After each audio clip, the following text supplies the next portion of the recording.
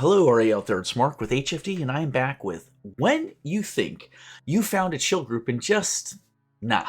Now, this is coming from Carulium? Avon? Okay. They gave me the okay to read their story, so here we go. We're going to give it a shot. This is from the player perspective. Hello. First ever Reddit post, lol. Lol indeed, friend. Will be long because boy do I have to vent. TLDR, after 5 totally normal sessions, player reveals their true hateful colors by being racist and sexist during the sixth session. I left the group. Sexist in the 6th session.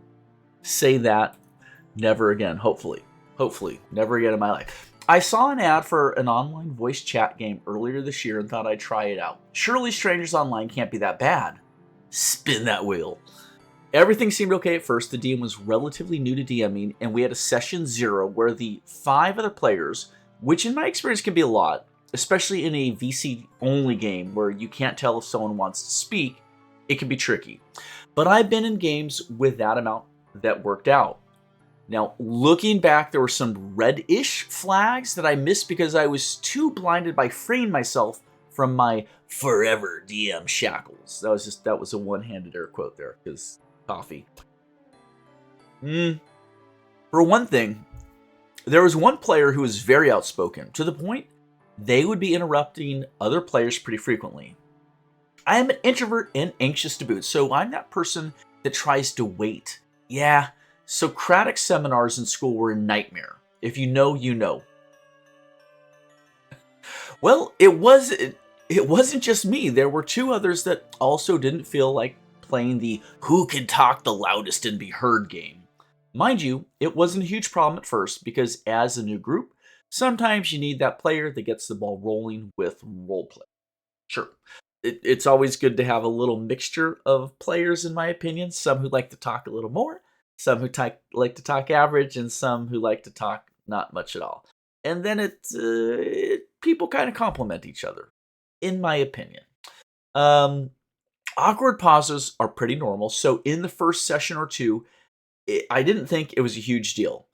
Another potential warning sign, said outspoken player was sort of making their character as central to the plot as possible, basically wanting their character to be in the know with all the NPCs.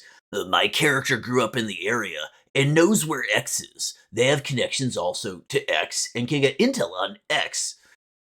All other players, myself included, made characters that were from elsewhere, so it felt sort of off.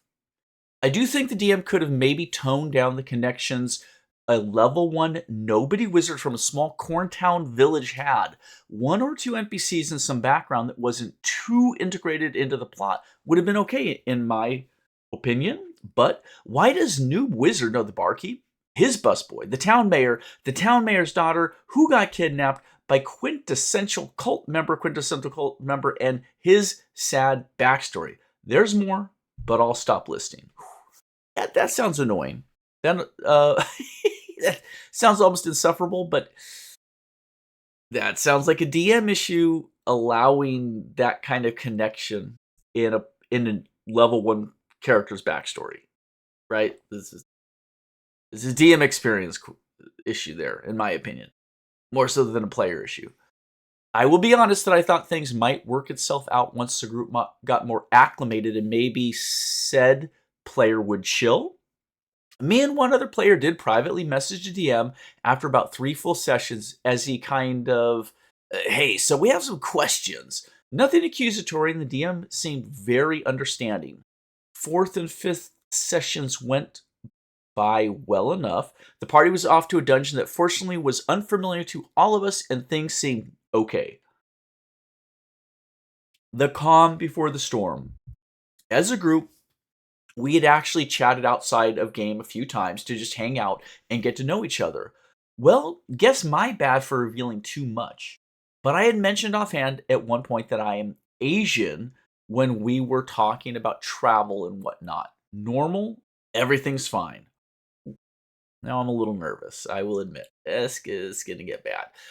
Flash forward weeks later, a 6th session. We're exploring the dungeon, having fun eviscerating everything that moves. Party also had a bunch of murder hobos, rip goblins. Yeah, you guys are just having fun, killing stuff. That's what you're there for. You never stood a chance. Witty banter and everything. Well, the outspoken player I've been ranting about that was trying to cast 2 slotted spells on their turn. Okay, let's see how that works out. So throughout the campaign, the DM said that he was pretty new and may not know all the rulings. He wanted to stay mostly true to them and was open to us players telling him, and he would then decide how he'd like to run it. Okay. Well, that works. I just a quick timeout. I think that's a very honest way to be as a newish DM and just say, hey guys, I'm not super familiar with all the rules, so just bear with me. And if you want to do something that I'm not sure, we'll make a ruling in the moment and then we can figure it out later. But it doesn't mean that I'll let you make that same poor, I won't make the same poor ruling every single time if we find out otherwise that the rules are that way. That's like a really good philosophy is as players towards the DM and as a newish DM. Unless players are trying to do really broken stuff, such as casting 2 spells, when it is 100% clear that that is not how it works. It's just like a level 3 warrior just saying, "Oh, I want to attack twice." It's just like, why would you think you could do that? This is not how the game works. Um, Time in. Where the hell did I leave off? Okay, I don't know. Throughout the campaign, yeah, okay. This wasn't the first time this had happened, where a player brought up a rule, but it was the first time I had. In the past, we had a player who jokingly called we jokingly called the rules lawyer, and they would usually bring it up. Unfortunately for me, I guess the rules lawyer was AFK, and I thought I could just casually bring it up. That in all cases, you can't cast 2 leveled spells on your turn. Was totally fine if the DM decided rule of cool and let it be. Yeah, fair enough. If you're good with it, the DM's good with it. But would the player be good with it? The player. That guy. Well, Outspoken goes off and hits me with the, well, why don't you make me a sandwich? What ensues? I don't get the reference. What ensues is the sudden tirade of racial slurs and obscenities. If you've ever seen/heard the satirical song "Celebrate Our Differences" in the line about the Chinese, yeah, similar to that, but it was more cussing. The thing that really sucked was the fact that no one really stopped them. I heard a few awkward laughs and just silence, like a deer in headlights. I just stared, dumbfounded at my screen. One player dropped the call. I heard an outspoken player going for another voice and finally got myself out of there. Dropped the call, left the server, blocked. Cough cough, name dropped them to the mods and the OG server that posted the ad. Yeah. Oh yeah. You name drop them to the mods in the OG server that posted the ad.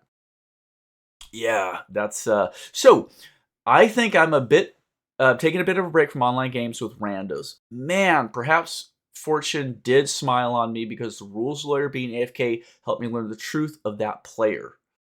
And I guess the rest of the party, I did get in touch with the one player that left after things hit the fan, and she agreed that'd be whack. Mind you, DM and the other players, not you, Tim, did not reach out.